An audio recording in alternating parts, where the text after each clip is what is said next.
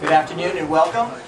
My name is Dr. Paul Healey, Superintendent at Bermudian Springs School District. We'd like to welcome you here this afternoon for the press conference with the Governor. I'd also like to recognize some of our board members that are here with us this afternoon. Mr. Chet Tyson, Wilma Steele, Tony Flickinger, Dave Lockhart, Jordan Lair, and you'll hear from our president of our school board in just a moment, Mr. Jim Lott. We'd also like to recognize some of the other school districts that are here with us this afternoon. I saw representatives from Gettysburg, Fairfield, Upper Adams, Shippensburg, and our own Lincoln Intermediate Unit. So thank you all for coming. Bermudian Springs School District is classified as a small rural school district that is comprised of approximately 2,100 students. Our community is very supportive of our schools and work collaboratively with us to achieve our mission of preparing students for the future today. We have little industry within the boundaries of the school district. Therefore, local revenue falls on the individual homeowner. When the costing out study was completed in 2006, we began to see some hope that our district would finally receive fair and equitable funding from the state without placing additional burden on the homeowner. In fact, in 05-06, Bermudian Springs was ranked 497 out of 501 school districts, 4 from the bottom on spending per pupil.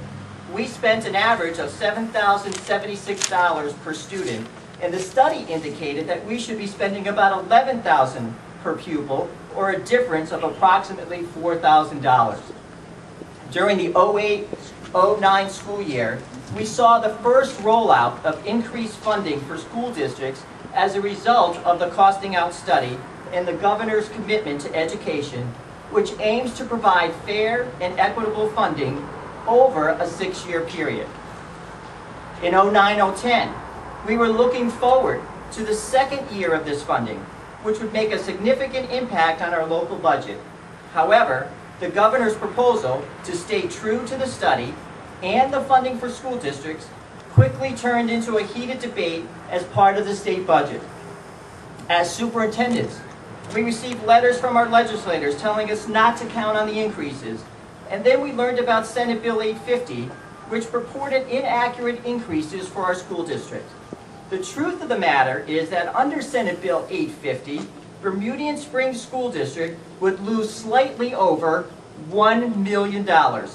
It would take a 13% property tax increase or an additional $223 per household to make up for this loss.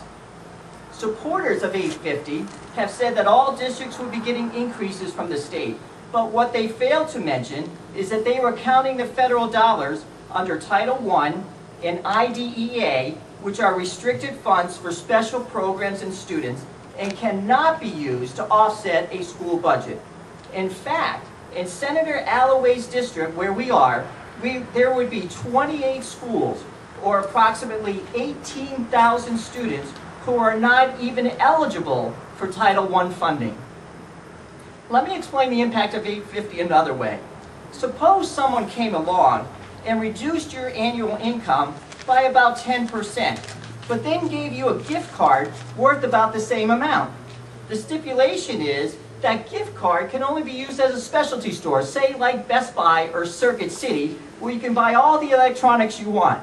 But it's not electronics we need. You cannot use it as a Walmart or a supermarket, so it doesn't help you feed, clothe, or shelter your family.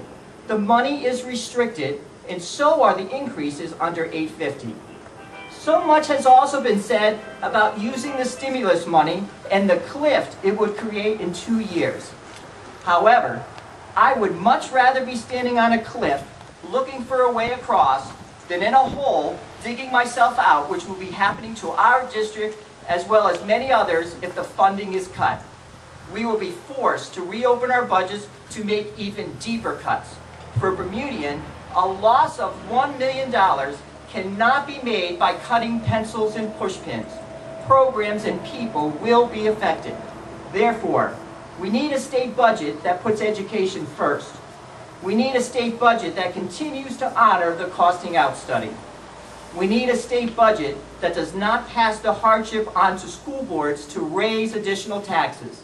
And finally, We need a state budget that recognizes that our most important resources are our children, and they do not deserve to be a pawn in a budget battle.